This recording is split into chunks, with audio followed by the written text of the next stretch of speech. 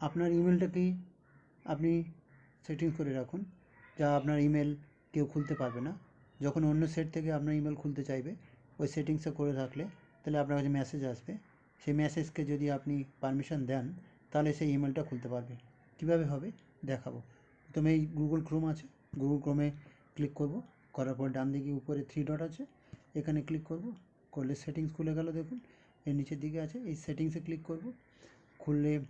খুলে যাওয়ার পর প্রাইভেসি অ্যান্ড সিকিউরিটি আছে, এই দেখুন অপশান আছে প্রাইভেসি অ্যান্ড সিকিউরিটিতে, এখানে ক্লিক করব। ক্লিক করার পরে ফোন এখানে একটা আছে, আসবে আপনার দেখাচ্ছি, ফোন অ্যাজ এ সিকিউরিটি কি, এই যে অপশানটা আছে এখানে ক্লিক করব। ক্লিক করার পর এই যে রিমুভ অল লিঙ্কড ডিভাইসেস আছে, এখানে ক্লিক করতে হবে। এখানে ক্লিক করলেই আপনার এটা সিস্টেমটা আপনার ওকে হয়ে যাবে সেটিংসটা।